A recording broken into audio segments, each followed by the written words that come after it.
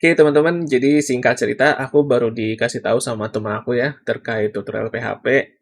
Ternyata ada celah yang cukup berbahaya di tutorial PHP kita yang sedang berjalan saat ini, yaitu di bagian file validasinya. Simpelnya, di kode kita kemarin, kita hanya melakukan validasi lewat ekstensinya aja, atau diambil dari client side, yang itu berarti file ekstensinya itu bisa dipalsukan. Jadi aku juga baru tahu, ternyata Path.info ini sifatnya itu mengambil data dari klien, dan kita tahu bahwa di dalam dunia programming, segala sesuatu yang bersifat dari klien itu tidak bisa kita percaya. Nah, solusinya, silahkan teman-teman matiin dulu kode yang kemarin ya, baris 30 sampai baris 32. Ini di file edit ya. Kemudian di baris ke-27 juga dimatiin aja. Tinggal teman-teman lanjutin dari baris 38 sampai baris 45 ya. Di pause saja videonya, kemudian teman-teman ketik manual.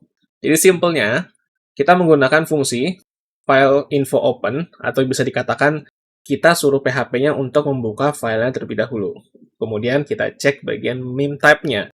Kalau meme type-nya sesuai dengan yang kita izinkan, di sini ada allowed meme ya, maka lanjutkan kodenya. Tapi kalau misalkan tidak ada, ini tuh artinya not ya teman-teman dibacanya. Atau kalau teman-teman mau ubah seperti ini, sama dengan false, juga sama aja, terserah. Kalau tidak sesuai dengan whitelist yang sudah kita buat atau allowed meme ya, maka kita akan berikan error. File tidak valid atau bukan gambar. Kemudian di bagian bawah, sebelumnya file name-nya itu kita menggunakan username. Ya, perlu kita ketahui juga bahwa di bagian username itu kita nggak kasih validasi spesifik. Jadi mau nama username-nya apa aja atau aneh-aneh itu diperbolehkan. Karena kalau kita lihat di sini validasinya cuma ngecek kosong atau tidak, ya.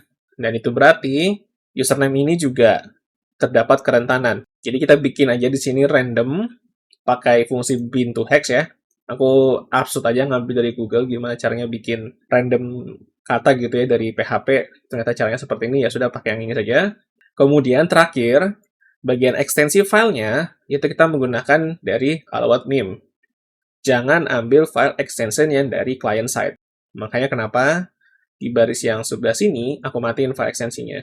Jadi kita pure hanya menggunakan file ekstensi yang dari whitelist yang kita buat di baris ke-45 ini. Ya, kalau teman-teman perhatikan di bagian ekstensinya, di sini ada allowed meme, diambil dari variable allowed meme, kemudian diambil index atau array asosiasi ya, yang berdasarkan file meme yang sudah diupload dan sudah kita sanitasi.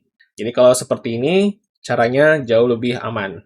Lesson learned-nya buat teman-teman juga ya, jangan melakukan pengecekan ekstensi file hanya dengan cara seperti ini.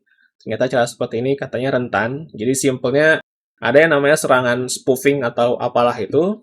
Jadi user bisa memalsukan ekstensi filenya dan akhirnya file-file terlarang bisa dijalankan di server kita.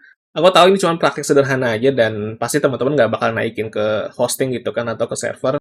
Tapi yang jelas aku pengen di sini ngasih tahu ke teman-teman karena kalau teman-teman kebiasaan hanya ngecek ekstensi seperti ini di PHP native gitu ya, di project lama atau di project baru, khawatirnya hal itu jadi kejadian gitu loh.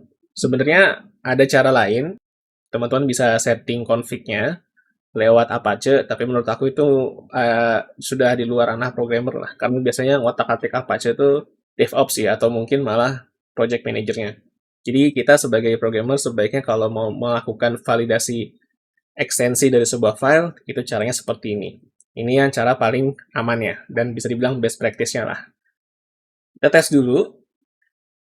Di sini simple ya, UI-nya sama persis kayak di video yang kemarin. Ini kita coba upload file aja. Ini aku punya stiker GFL ya, baru di-download, baru rilis kemarin. Kita coba simpan.